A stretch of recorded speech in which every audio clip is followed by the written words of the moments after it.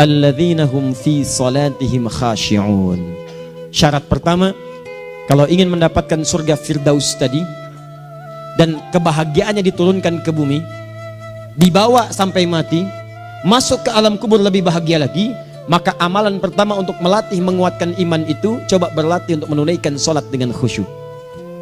Kalau Anda kerjakan benar sholat ini, maka apa yang Anda dapatkan? Teman-teman ingat betul, saya mau tanya sebentar. Keabadian yang abadi disebut dengan sa'id. Kalau kita ingin turunkan ke dunia percikannya kita dapatkan, usahanya disebut dengan apa? Masih ingat? Aflah itu kalau didapatkan, kata dasarnya apa tadi? Falahun. Lihat baik-baik. Kata Allah dalam Al-Quran tadi, kalau ingin mendapatkan falahun, amalan pertama sholat. Makanya ketika dipanggil sholat, kalimat falah dilekatkan pada panggilan sholat. 5 kali diingatkan. Begitu muadzin kemudian azan memanggil Anda, hayya 'alas shalah. Anda bertanya, ya Allah kenapa kami mesti sholat? Dijawab, hayya 'alal falah. Yuk, pagi yuk. Yang sejati datang sini. Belum dapat sujud, belum dapat ruku, saya berikan. Makanya ketika orang sholatnya benar, dia akan mendapatkan 5 keutamaan. Saat di dunia nih, belum ke akhirat, 5 keutamaan yang tidak diberikan pada orang yang tidak sholat. Atau orang sholat tapi sholatnya nggak khusyuk. Sebab syarat mendapatkannya khusyuk. Alladzina hum fi sholatihim khasyi'un. Bukan alladzina hum fi sholatihim saja, tapi ada kalimat khasyi'un. Artinya yang tidak khusyuk saja nggak akan dapat, apalagi yang nggak sholat. Apa yang 5 ini? Lihat baik-baik. 1. Orang yang sholatnya benar, pertama kali sebelum mendapatkan kebahagiaan hakiki dari Allah Subhanahu wa Ta'ala, akan dirubah dulu perilaku hidupnya menjadi perilaku yang lebih baik. Kalau orang itu sholatnya benar, maka sholat itu akan melatih dia untuk berubah, bertransformasi jadi orang baik. Itu ada di Quran surah ke-29 ayat ke-45. Innas sholata tanha anil fahsya'i wal munkar. Sumber keburukan cuma 2, kalau bukan fahsya itu munkar. Maaf, pornografi, porno aksi, LGBT, kata-kata jorok, kotor itu fahsya. Di orang sholat kata Allah, mustahil berkata-kata kotor. Orang sholat tidak akan pernah mencela. Orang sholat tidak punya kata-kata jorok. Jadi kalau ada sekarang orang yang sholat senang mencela orang lain, itu berarti ada masalah dalam sholatnya. Dan dia belum dijamin sebagai ahli surga terbaik. Dan hidupnya nggak bahagia. Nggak bahagia. Aneh nih. Sholat tapi senang celah orang. Aneh. Aneh. Yang paling bahaya adalah menikmati celahannya. Itu yang paling aneh. Anda ngaji.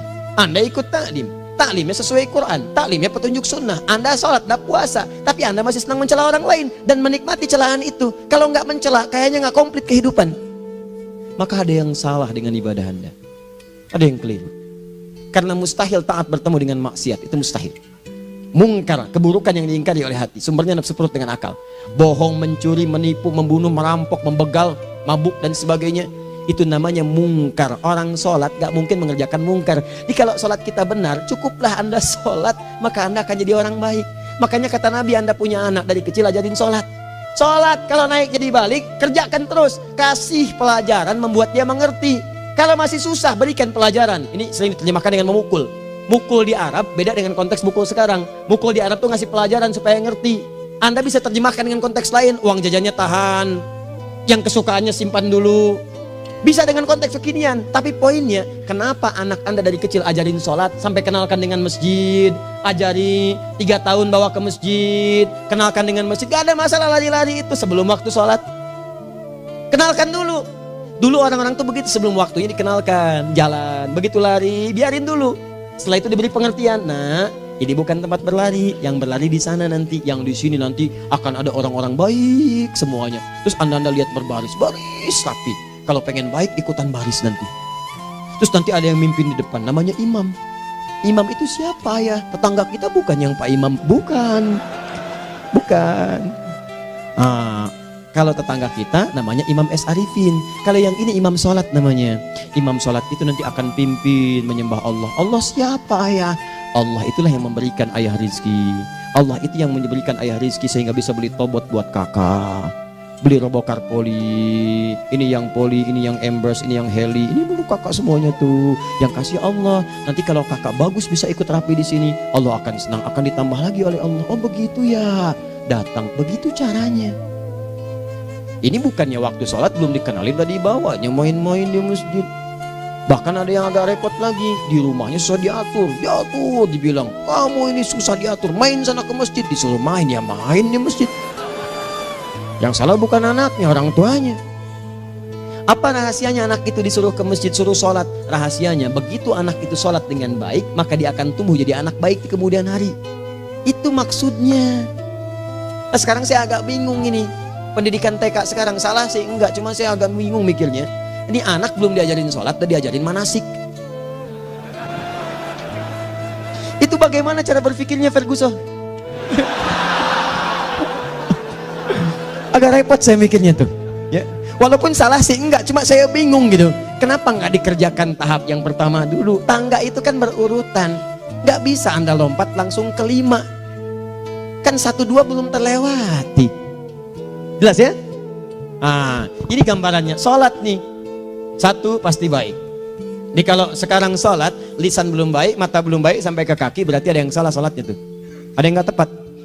Tangan sembarangan, snack orang ngambil. Awas. Tuh sendal orang, mau wudhu nggak ada sendal, pakai sendal orang. Udah bilang belum? Kehujanan pakai payung orang. Udah bilang belum? Ya kan gampang Ustaz. Ini kan juga mungkin diikhlaskan karena Allah. Ya ikhlas, cuman pakainya belum minjam. Bagaimana kalau sedang pegang payung itu keluar, Anda meninggal? Nah, coba mikirin ke situ. Coba ke kantor. Kalau didorong proyek yang nggak jelas, minta tanda tangan, pikirin dulu bagaimana kalau meninggal. Kemarin saya sama teman-teman artis saya katakan begini, Anda ya, kalau Anda mengaji dengan saya, jangan pernah menerima peran maksiat. Walaupun itu sekedar adegan, tapi itu maksiat. Kalau bayangkan ketika Anda memerankan itu, Anda diwafatkan oleh Allah Subhanahu Wa Taala. Maka demi Allah saya katakan tidak ada faedahnya Anda ngaji sekarang, ngaji besok. Ketika Anda menerima peran itu, Anda wafat dalam keadaan bermaksiat di hadapan Allah Subhanahu Wa Taala. Maka saya pun katakan pada Anda, ayo belajar yang betul. Pahami, bangun sholat, belajar, dalami seperti orang tua kita dulu. Tinggalkan nyontek, budaya yang gak jelas. Rasakan ketika nyontek Anda wafat. Apa yang Anda dapatkan? Di Libya itu kalau nyontek, di Libya ya, saya pernah sekolah di Libya nih. Itu kalau nyontek di Libya aja dulu. Dan rekornya 100% ketahuan. Begitu sudah selesai, cuma jeda 2 jam, langsung ada panggilan. Si Fulan silahkan datang ke kantor. Apa yang disediakan di kantor sudah siap. Anda diberi waktu 2 jam dari sekarang, siapkan beres-beres koper Anda. Di sini tertulis Anda akan pulang. Tiketnya sudah lengkap, dikawal 2 orang. Dituliskan di situ anak ini nyontek gak boleh kembali ke sini. Libya. Gak ada zero tolerance bagi yang seperti itu, keluar. Kami gak terima di sini. Harusnya begitu. Gak ada faedahnya. Yang kita butuhkan amalan dari ilmu, bukan nilai-nilai itu sementara. Gak ada. Sudah. Nah ini akhirnya begini kualitasnya nih. Tertulis di ijazahnya bagus, cum laude, IPK-nya 4, tapi gak ada aplikasinya. Yang pintar banyak, kita butuh yang baik, pintar yang baik. Sekarang yang pintar banyak, kepintarannya dipakai untuk nipu orang. Itu yang bahaya. Ahli hukum banyak yang dihukum. Ahli ekonomi tidak bisa mengangkat perekonomian. Apa yang salah? Apa yang salah? Ini yang jadi persoalan. Tapi dasar manusia begitu di sidang mulai pakai peci, pakai baju koko, pakai tasbih, ada yang pakai kerudung. Luar biasa. Nih 2. Orang kalau sholatnya benar, Allah akan berikan ketenangan dalam jiwanya. Tenang hatinya. Jangankan musibah kecil, musibah paling besar pun tenang aja dia. Tenang, dia paham rumusnya. Allahu Akbar. Turun Quran surah ke-13 ayat ke-28. Ala bidzikrillahi tatmainnul. Yakinkan pada dirimu zikir kepada Allah membuat hati tenang. Di antara turunan zikir amalannya adalah sholat. Dari mana taunya? Quran surah ke-20 ayat ke-14. Innani anallahu la ilaha illa ana fa'budni wa aqimis salata lidzikri. Saya Allah, kata Allah ke Nabi Musa. Tidak ada Tuhan selain saya, sembah saya. Bagaimana menyembahmu ya Allah? Tunaikan salat sebagai zikir kepada saya, zikir. Nah, maka kalau Anda sedang tidak tenang, ayo ke masjid. Banyak zikir itu, baca Quran zikir. Quran surah 15 ayat 9. Inna nahnu nazzalna dzikra. Kami turunkan Al-Quran sebagai zikir. Jadi kalau Anda sedang baca Al-Quran, Anda sedang berzikir. Ibu kalau sedang gak tenang, Bu, gelisah, gak enak, gak usah mengeluh, apalagi bikin status gak karuan. Ibu wudhu, ambil mushaf baca. Begitu sedang baca ada ketenangan dalam jiwa. Berdoa, zikir. Kalau sedang gak tenang, besok ada proyek, doa dulu. Doa itu memberikan ketenangan. Makanya doa disebut dengan zikir. Quran surah ke-7 ayat 205. Wadhkur rabbaka fi nafsika tadarruan wa khifatan wa dunal jahri minal qaul. Ayo berzikir, minta kepada Allah dengan segenap jiwamu, mohon dengan penuh ketawaduan. nanti ketenangan diberikan. Menghafal Quran, baca itu zikir. Quran surah ke-54 ayat 17, 22, 32, 40. Walaqad yassarnal Qur'ana lidzikri fahal min muddakir. Menyebut nama Allah, Al-Asmaul Husna itu zikir. Sedang ada persoalan, ya Allah, ya Allah, ya Allah, ya Rahman, ya Rahim, ya Malik, ya Qudus, ya Allah, ya Allah, ya Allah, ya Allah. Zikir. Dalilnya Quran surah kedua ayat 152. Fadhkuruni azkurkum. Sebut namaku, zikir. Apapun akan mengingatmu. Gimana menyebutnya? Ditafsir di Quran surah 17. Ayat keberapa? 110. Qulidullah awid rahman ayyamma tad'u falahul asmaul husna. Sebut nama Allah. Itu menentramkan pada jiwa. Sedangkan sholat gabungan dari semua zikir tadi. Bukankah dalam sholat Anda baca Al-Quran? Bukankah dalam sholat Anda menghafal Al-Quran? Bukankah dalam sholat Anda berdoa? Bukankah dalam sholat Anda istighfar? Anda mohon digabungkan semua itu. Amalan sholat menggabungkan semua jenis zikir. Masa Anda nggak tenang juga? Makanya sholat, jangankan sholat ya, tempat sholat itu yang menenangkan. Tempat sholat, tempat paling tenang di muka bumi. Kalau nggak percaya silahkan ya, Anda sebelum masuk ke Istiqomah ini, begitu Anda masuk kan perasaannya beda kan? Lain. Silahkan cek, kalau cari ketenangan datang ke masjid. Masuk, wudhu masuk, sholat 2 rakaat tenang. Dekat kipas angin, saking tenangnya plak ngantuk tidur. Beneran. Enak. Makanya saat Ramadan kalau orang pengen cari ketenangan, lihat di perusahaan-perusahaan penuh tuh musola, pada tidur. Ya, mengamalkan hadis palsu. Ya, dia musoim ibadah, tidurnya orang puasa ibadah, hadis palsu. Nah, itu teman-teman. Itu gambarannya tiga. Orang yang salatnya khusyuk benar, itu dijamin langsung oleh Allah Subhanahu wa taala akan dimudahkan semua urusan hidupnya termasuk rezekinya. Ini yang saya katakan. Jadi saya katakan tadi, di akhirat ini, di surga, rezeki tinggal ngambil. Anda kalau benar sholatnya, itu langsung dijanjikan oleh Allah. Rezeki itu nggak perlu Anda banyak pikirkan. Ikhtiar sedikit, datang. Bahkan dari sisi yang tidak Anda duga. Apa dalilnya? Quran surah ke-65 ayat 2 dan 3. Ditafsir di Al-Baqarah ayat 2 dan 3. Wa may yattaqillaha yaj'al lahu makhraja. Ada orang yang meningkatkan takwanya kepada Allah, kami mudahkan urusan hidupnya. Setiap persoalannya diberikan jalan keluar, mudah. Solusi. Setiap ada problematika, ada solusi. Wa yarzuqhu min haitsu la yahtasib. Dan kalau dia ingin mendapatkan rezeki, bahkan kami kirimkan dari sisi yang tidak dia duga. Orang lain capek ini datang lagi, tawaran proyek datang lagi. Utsman tuh Masya Allah kayanya banyak, tapi yang paling dirindukan bukan saat mendapatkan peningkatan omsetnya, yaitu saat dia mendapatkan waktu khusus dengan Allah untuk sholat malam hari, sampai-sampainya sempat sholat tahajud sampai khatam Al-Quran. Abdurrahman bin Auf demikian, Tamim Ad-Dari demikian, sholat karena tahu sholat itu meningkatkan rizki. Karena tahu kuncinya ada di situ, Allah yang punya rizki, disebut dengan Razak, pemilik rizki. Maka saya harus punya hubungan dekat dengan Allah. Kalau sudah punya hubungan dekat, mau apa aja gampang. Belum minta, udah diperhatikan. Silahkan cek, Anda punya hubungan baik dengan bos Anda di kantor. Ya, sebelum Anda minta, beliau udah pikirin tuh. Telepon bendahara, dia udah ngambil belum gajinya? Belum Pak, tambahkan bonus sekian. Kenapa? Karena dia mengawasi Anda. Allah maha tahu dibandingkan dengan bos Anda. Mendekat kepada Allah, semua diperhatikan oleh Allah. Siapa orang takwa itu? Kalimat takwa pertama di Al-Quran Al-Baqarah ayat 2, amalannya ayat 3. Dzalikal kitabu la raiba fihi hudal lil. Siapa mutakin itu? Ayat 3-nya. Alladzina yu'minuna bil ghaib wa yuqimunas shalah. Di gampang, kalau pengen mudah hidupnya gampang. Biaya nggak mahal, tenaga nggak banyak, tingkatkan takwa nih. Jadi kalau hidup Anda masih susah, di kantor champion, di rumah tangga bermasalah terus, atau sebaliknya, maka boleh jadi kalau gelar Anda tinggi, harta Anda banyak, tapi selalu punya masalah. Bukan Anda kurang hebat, bukan Anda kurang kedudukan, bukan Anda kurang kaya, Anda kurang takwa. Dan yang paling dahsyat, mungkin sholat Anda belum berkualitas. 4. Orang yang sholatnya benar, khusyuk dia. Bahkan saat sholat itu kalau dia minta, maka seketika doanya akan dikabulkan. Tanpa diskusi, langsung seketika. Contoh, Quran surah ketiga ayat 38 sampai 39. Demi Allah saya katakan, Nabi Zakaria punya masalah, masalahnya pelik. Sudah berumah tangga, istrinya divonis monopos, maaf bahkan mandul. Gak mungkin punya keturunan. Maka apa yang beliau kerjakan? Secara singkat beliau sholat. Begitu sholat minta kepada Allah. Hunalika da'a Zakaria rabbah. Di mihrab itu beliau bermohon kepada Allah. Bermohonnya sambil sholat. Qala rabbi habli min ladunka dzurriyyatan thayyibah innaka sami'ud du'a. Ya Allah, mereka katakan saya nggak mungkin punya keturunan. Sekarang saya ingin katakan, ya Allah, saya hanya minta darimu saja, saya nggak akan dengarkan mereka. Ya Allah, mohon Engkau maha mendengar, ya Allah. Maha mendengar doa saya. Kalau kepada yang maha mendengar aja nggak mengabulkan, kepada siapa lagi saya mesti minta? Apa yang terjadi? Fanadatul malaikatu wa huwa qa'imun yusolli fil mihrab. turun malaikat mengabarkan, sedangkan beliau masih sholat, belum selesai dalam sholatnya. Sholat khusyuk itu belum selesai sholat aja dikabulkan, doa sudah turun. Sholatnya belum selesai, doa sudah dikabulkan. Annallaha yubashshiruka bi Yahya. Allah kasih kabar gembira, doa kamu didengar, dikabulkan, kamu akan punya anak, namanya langsung dari Allah Yahya, artinya hidup yang mustahil menurut manusia. Lahir seorang dari rahim perempuan yang menepus dan mandul, bayi yang hidup, kata Allah nggak ada yang mustahil bagiku, jadi dan jadi dia.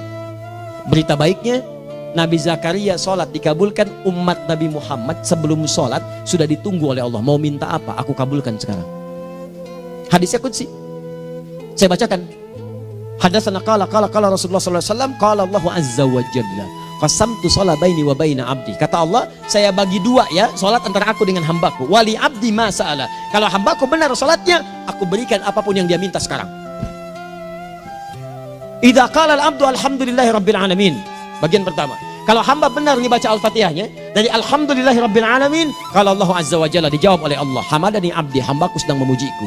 Wa idza qala ar-rahmanir rahim, jika hambaku berkata ar-rahmanir rahim, qala Allah azza wa jalla asna alayya abdi, hambaku sedang menyanjungku. Wa idza qala maliki yaumiddin, qala Allah azza wa jalla majjadani abdi, kalau hambaku mengatakan maliki yaumiddin, kata Allah hambaku sedang mengagungkanku. Perhatikan sekarang.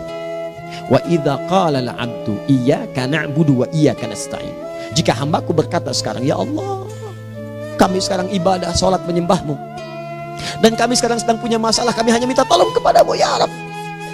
Apa jawabannya? Beda dengan sebelumnya. Kata Allah, hadza baini wa baina abdi, inilah perjanjian antara aku dengan hambaku. Wali abdi, kalau hambaku benar khusyuk sholatnya sampai detik ini, baru sampai Al-Fatihah itu pun belum tuntas, baru sampai Al-Fatihah itu pun belum tuntas. Kalau benar bacaannya betul, sholatnya dari takbir sampai dengan selesainya, sampai ayat itu, iyyaka na'budu wa iyyaka nasta'in, kata Allah, masalah apapun yang dia minta sekarang aku akan kabulkan. Besok saya kasih rahasia yang di KBP, ada awal pembuka di awal sebelum Al-Fatihah yang kalau anda benar bacanya itu pengantar kepada pengabulan doa di Al-Fatihah. Apa itu? Besok. 5. Yang kelima ini yang paling diharapkan, dan ini penutup dalam kajian kita malam ini. Teman-teman sekalian, perhatikan baik-baik. Jika anda benar mengerjakannya, maka Allah akan jamin langsung anda akan mendapatkan kesuksesan dan kebahagiaan di semua aktivitas anda. Kalau jadi suami, suami yang sukses, rumah tangga yang bahagia. Kalau jadi pegawai, pegawai yang sukses, dan di kantor bahagia. Masih ingat? Kesuksesan yang menghadirkan kebahagiaan, konteksnya dunia disebut dengan falah, dipegang disebut dengan aflah. Dikembalikan lagi ke atas, ke surah ke-23 ayat 1 dan 2. Qad aflahal mu'minun. Apa amalannya? Alladzina hum fi salatihim khashi'un. Persoalannya, kalau anda sholat belum mendapatkan satu di antara 5 ini, apa masalahnya? Pertama masalahnya, kata Al-Quran, boleh jadi yang sholat itu belum khusyuk. Apa itu khusyuk? 2 maknanya, dan saya tutup di sini. Apa yang 2 itu? 1, kebanyakan orang sholat masih membawa dunia dalam sholatnya. Makanya kalau pengen khusyuk, kata Allah, maka anda rasakan akan bertemu Allah. Rumusnya Quran surah kedua ayat 45 sampai 46. Rasakan secara singkat, mungkin itu sholat terakhir yang anda akan kerjakan dalam kehidupan. Mungkin di sholat itu anda wafat. Kata Allah, alladzina yadhunnuna annahum mulaqu rabbihim. Orang khusyuk itu sudah kelihatan dari sebelum sholat, dia sudah merasa persiapan menghadap Allah. Persiapan ke manusia aja, dia sudah siap-siap, mandi dulu, ganti pakaian, pakai parfum, macam-macam dan sebagainya, hanya memenuhi undangan manusia. Allah mengundang anda 5 kali dalam sehari. Ya maaf, mengabulkan doa anda, mencukupkan kebutuhan, menyembuhkan kalau sakit, disiapkan anda. Harusnya apa? Penampilan sempurna. Kata Quran, orang khusyuk itu kelihatan sebelum sholat, pakaiannya kelihatan. Quran surah 7 ayat 31, ya bani Adam khudhu zinatakum inda kulli masjid. Hai anak cucu Adam, kalau tiba panggilan dari masjid, kenakan pakaian terbaikmu. Di anak cucu Adam tuh kelihatan. Kalau orang khusyuk, begitu adzan kelihatan pakaiannya lain. Pakaiannya indah. Khudhu zinatakum, kenakan pakaian terbaikmu. Dipakai, bertemu Allah. Bertemu manusia aja pakaian bagus-bagus. Ini aneh ya, ada orang salah ibadah aja. Orang salah ibadah pakaiannya bagus-bagus. Lihat nih hari-hari tertentu, besok tuh orang mau ke tempat masing-masing tuh. Ada yang pakai jas, pakai dasi, pakai batik, pakai kebaya. Anaknya dibawa, dikuncir 2, bawa manisan macam-macam. Mau salah ibadah aja, tampilan bagus. Masa antum yang benar ibadahnya nggak bagus? Bedakan. Pakaian futsal, pakaian sholat ganti dengan yang sholat. Ini gimana pakaian sholat pakai pakaian futsal? Depannya gambar Messi, belakang Ronaldo. Ah, repot. Malaikatnya juga bilang, kamu salah baju, harusnya Luka Modric.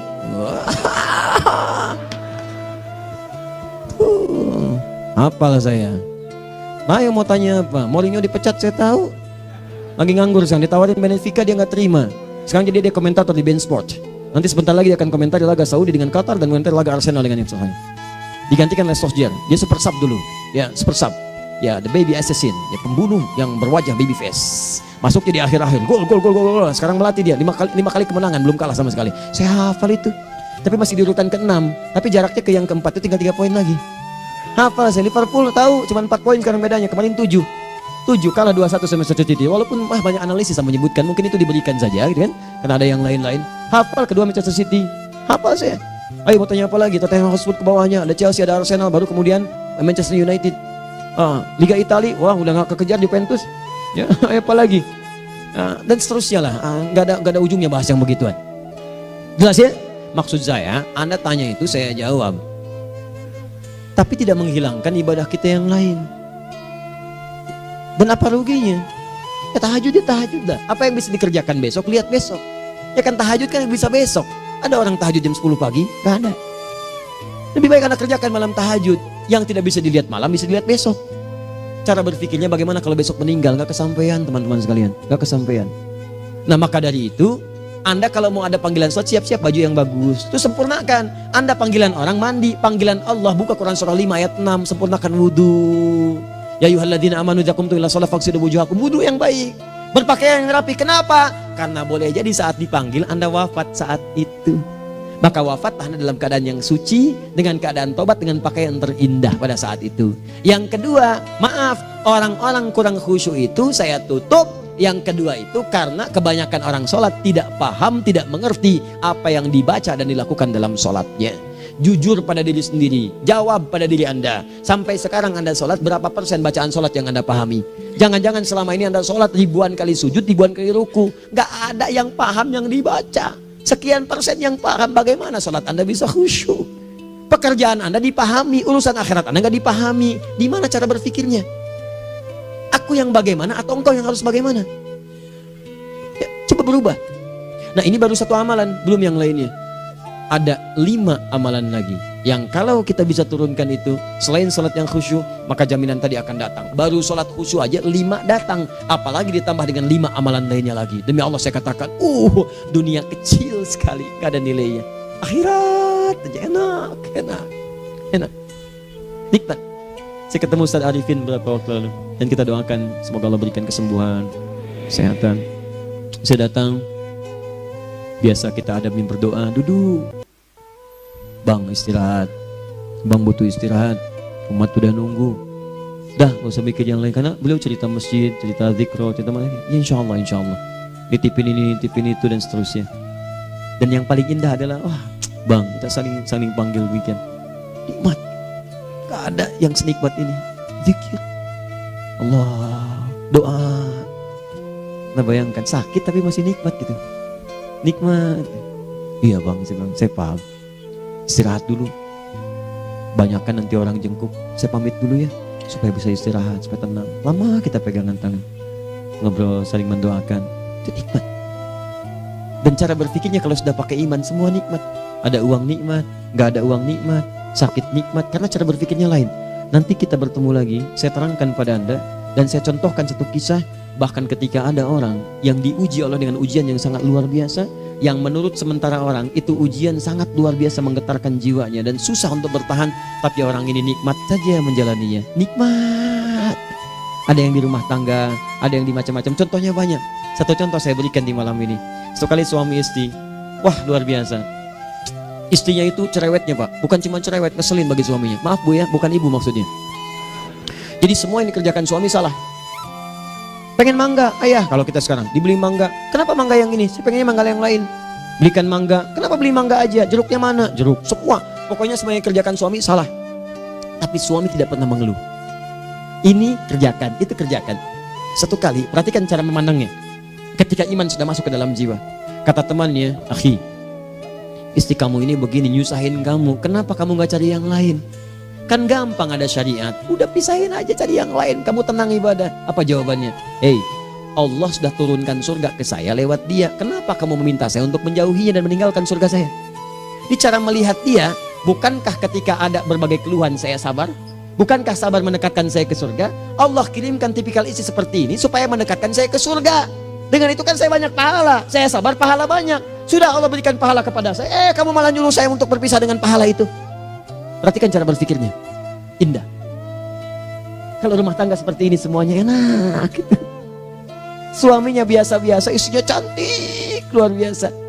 Begitu berdandan kelihatan, kata suaminya, Masya Allah, wajahnya tak berpaling, mata tak berkedip. Kata istrinya, ya zauji madzabik, sayang kamu kenapa? Allah syakiran lillah bihadari. Demi Allah, aku bersyukur mendapatkan istri secantik kamu. Kata istrinya, nahnu fil jannah zauji, kita berdua di surga. Kata suaminya, kok bisa begitu jawabanmu? Iya, kamu bersyukur dengan keadaanku, aku bersabar dengan keadaanmu. Catat. Bukankah orang syukur dan sabar di surga? Tuh lihat, canda-canda orang-orang soleh itu begitu. Nikmat ketawa walaupun nyelekit di hati. Cuman bawaannya enak gitu. Nah, nanti itu ada tuh, nanti saya turunin tuh.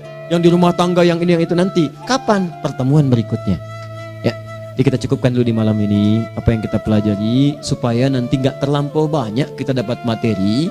Cuma sayang sedikit mengamalkan. Saya sudah tuangkan di sini. Banyak saya tuliskan, termasuk di keluarga, di macam-macam. Ini saya tulis, tapi silahkan Anda baca. Kalau ada manfaat silahkan dapatkan. Kalau ada yang kurang silahkan sampaikan untuk dikoreksi. Semoga Allah muliakan kita semua insya Allah. Sekali lagi, perbaiki hidup. Jangan banyak mainnya. Dan sudah, jangan banyak membuang dengan yang sia-sia, apapun yang dihadapi. Sekali lagi, tolong jaga kondusivitas, bantu negara kita, ketertiban, keamanan. Kalau saya menyampaikan sesuatu ada singgungan dengan yang kekinian, itu maksudnya koreksi masukan-masukan supaya diperbaiki. Tapi tetap dalam urusan pemilihan kita punya pilihan masing-masing yang tidak boleh dipaksakan. Jelas ya? Baik, jadi ya saya sampaikan sekali lagi. Pertama, pilih mana? Anda dipaksa harus ikut, atau yang kedua, kita bebas memilih sesuai. Dah. Sudah ya. Jadi kita akhiri, subhanakallahumma bihamdika asyhadu an la ilaha illa anta astaghfiruka wa atubu ilaik. Wa akhiru da'wan alhamdulillahirabbil alamin.